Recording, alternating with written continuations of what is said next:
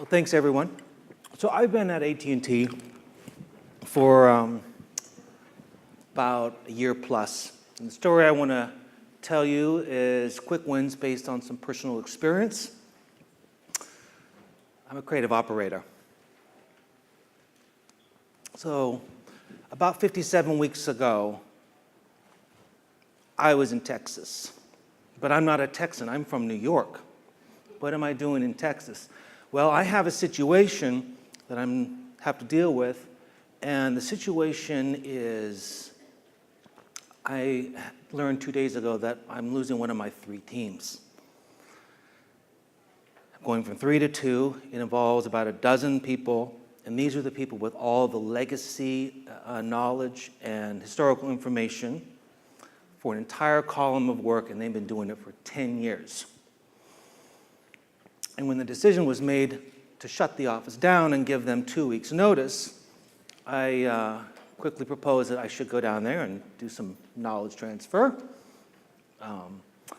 And the big boss said, "Why don't you know what they're doing already?" Yeah, I just went down to meet them about 3 weeks ago for the first time. So it was an interesting challenge, sort of feeling like I was caught in a vice. And this is how the scene felt.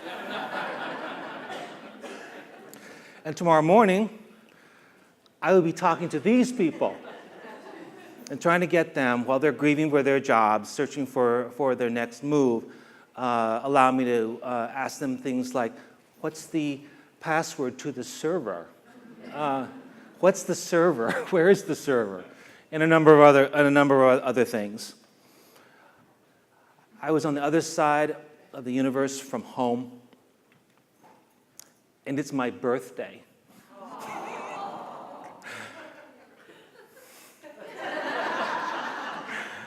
So I'm pretty much shitting myself. And I'm desperate. I need some quick wins. I need to succeed fast. I've been recently reading a book about failing fast, and I decided that I need to just reject negativity. I do not accept it, and I'm going to succeed fast. And I came up with 3 positive motivators that I want to share with you.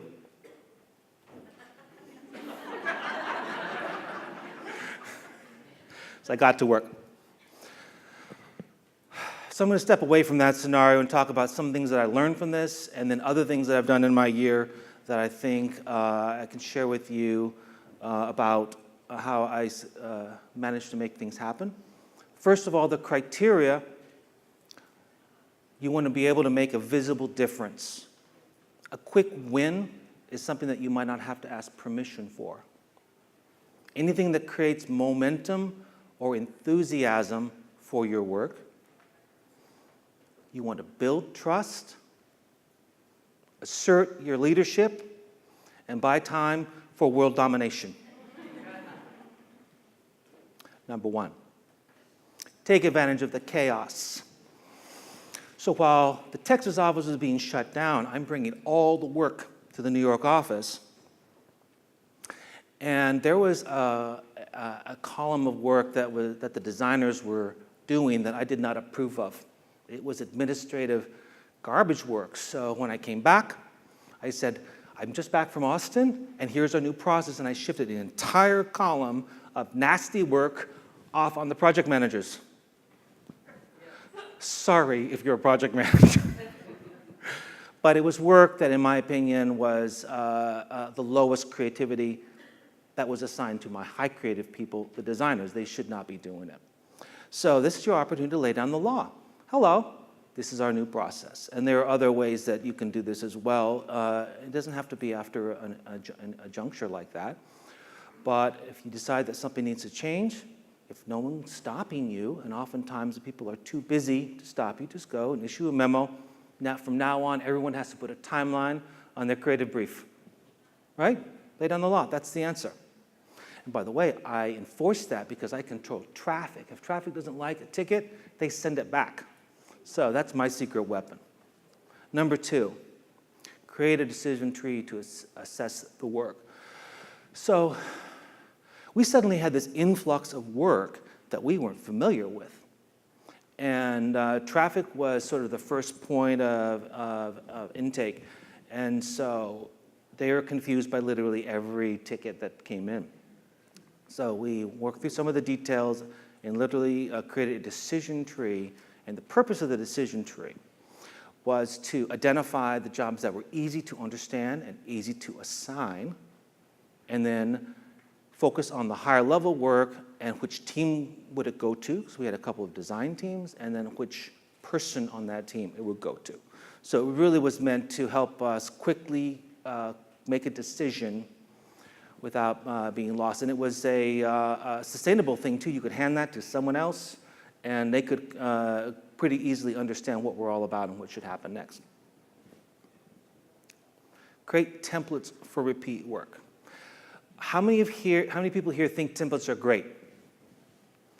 How many here are proud of your templates? More than I thought. I'm ashamed of my templates. I haven't been able to do anything with them in the first year. But as I'm entering year 2, I asked myself, how hard would it be to put a designer on the project for a week, fix the templates, done, right? It's not it's not hard. We're just too busy for that, so we're hoping for the holidays to end at some point, and we'll get on this important project. It just requires a leader to say, we need to fix the templates. Will someone please define the work, and then will someone please do it?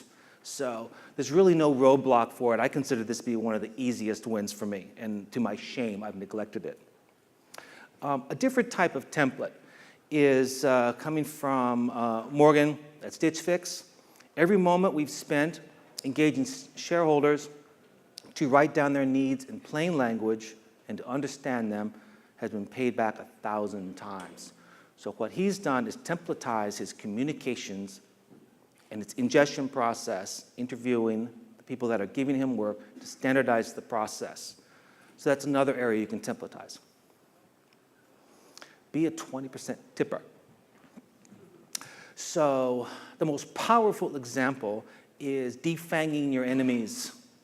So I had a real obstruction person that was just making everything awful, and I waited until they did one thing right, and then I emailed their boss and said some really complimentary things about them. And our next interaction, it was almost like dealing with a different person, because I was 100% sure it was going to get back to them. It also works for people on my team. We're dealing with situations where sometimes it's hard to get the work done. It might feel unappreciated. So if you send an email out to everyone, and at the bottom of the email, give credit to the person who gave you the idea for an enhancement to the JIRA ticket or whatever it might be, that person loves it.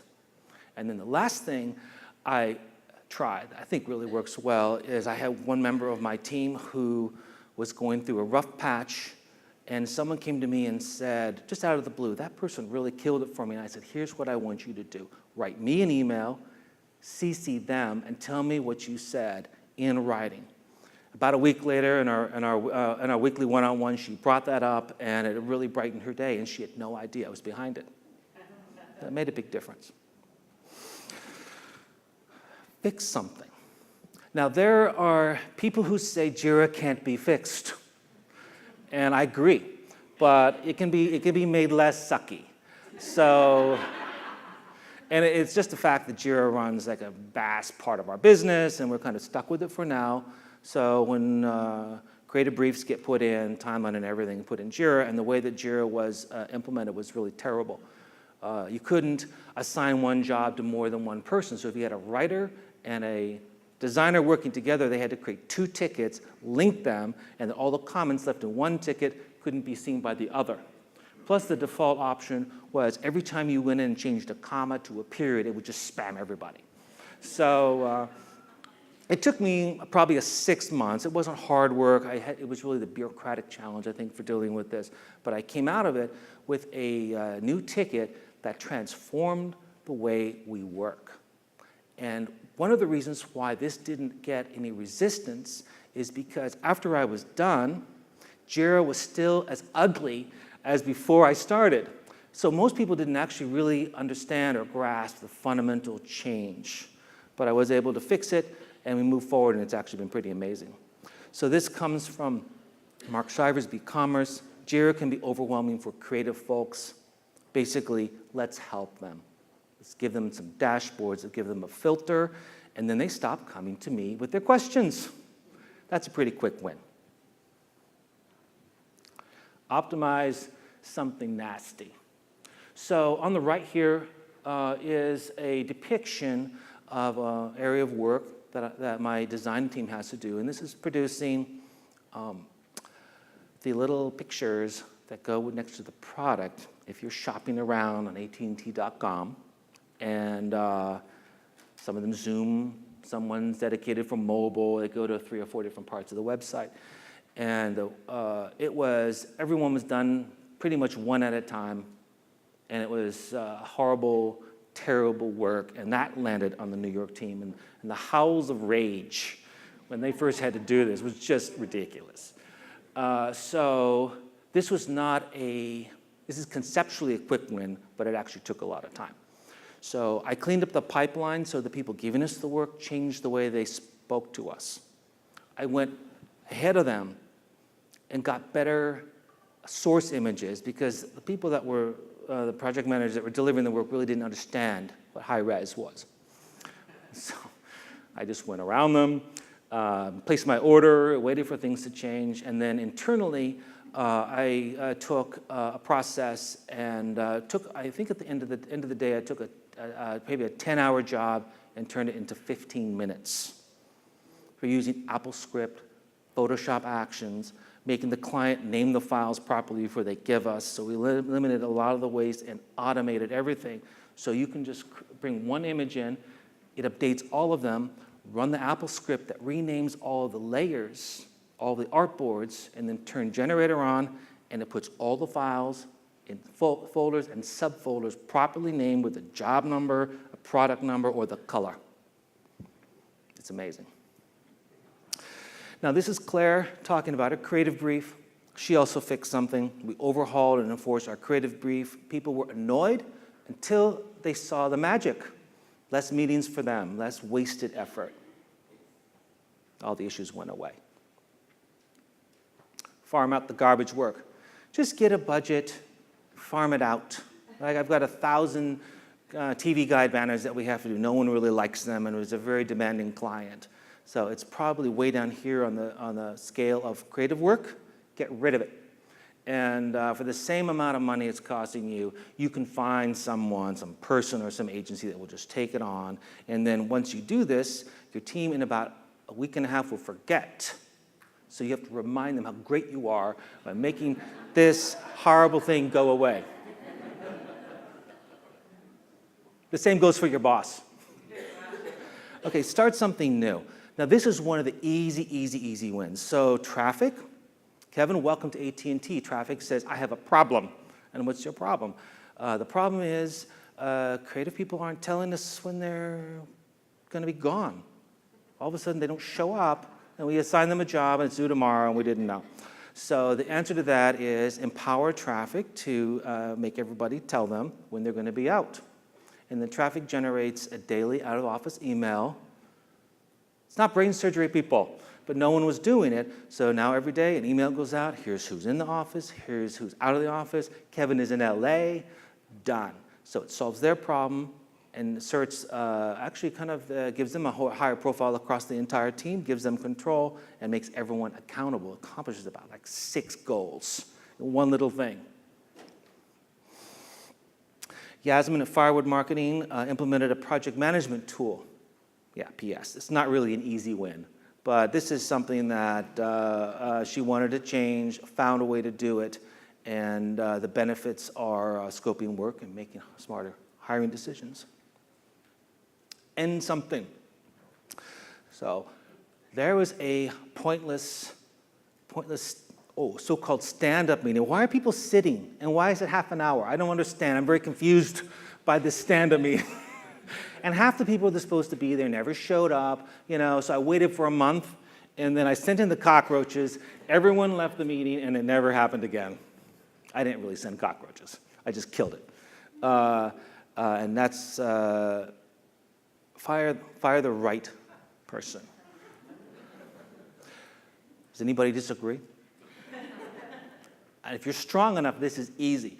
But the situation I was facing, I made a hire in New York office, and after some months, I discovered that the performance wasn't, this person wasn't living up to expectations. You have to solve this problem, or else it's going to fester. It's going to tell everyone that this is cool. 2-hour lunches coming in at 10, padding your time sheet, not doing your work, all this other kind of stuff, because everyone sees it, and you're usually the last person to know. So I think this is probably the thing I want to encourage you to do the most. Find the person, in fact, find the person that's been driving everybody crazy for a decade, that people are betting will never leave the company. If you can get rid of that person, you're going to be a hero to like every team that has to work with them. I'm not kidding. Oh, so there's some bonus wins. I'm going over 10. Hold a focus group.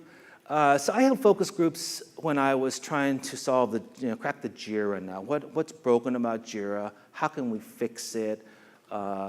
What might be the specific challenges, or what might a better future look like? But the interesting outcome of the focus group was I'm speaking to people that don't answer to me, over here and over here, bringing them together. I had 3 teams. I wanted to get a good cross-section. I found that those people, just because I got them into a room and asked them questions and listened to them, they became more cooperative. So if you just hold a focus group and don't do anything at the other side of it, it will still help you. If you do something, it will make a big difference, and then your power will increase and spread to teams that you don't have control over. Maybe your boss will hear from someone over here that used to be an enemy that now really thinks you're great at solving problems. Build something. So this is not a quick win, but it's here because I couldn't help it. I have a little pet project. I built a digital review and approval system that solved the emails, the attachments, all the comments on one side from the other, and it now organizes our work by the way we work. Campaigns, projects, and versions specifically. This took about 10 times the amount of work as JIRA. Absolutely crucial to our success, and the effect was about the same as JIRA. So JIRA was easy, this was hard. They're both really important, but not everything has the same visible benefit. But I encourage you to build something, and we've got Kyle. We implemented a central repository to manage our digital assets. We achieved so much more through communication, through our organization. Change management is key. And number 13, speak up. So Kyle talked about communication. So did Juliana. Now, she has a very interesting story to tell about her data, the visualization, the capture, and the use of the data. But what I love about this is I can now effectively communicate complex information to both my creative staff and my C-suite. That's one of the things I think really should define us, is our ability to communicate. We live in a sea of non-communicators. People don't tell you when they're going to be out. They don't tell you when they're having problems. They don't tell you a crisis until it looms. They certainly don't share information. They can't manage up. They can't manage down. It's our job to speak for them. It's our job to sort of figure out what's important and then speak to the boss or speak to the department over here that's driving us crazy. So I want to leave that with you. All right, thank you, everyone. Thank you, Kevin.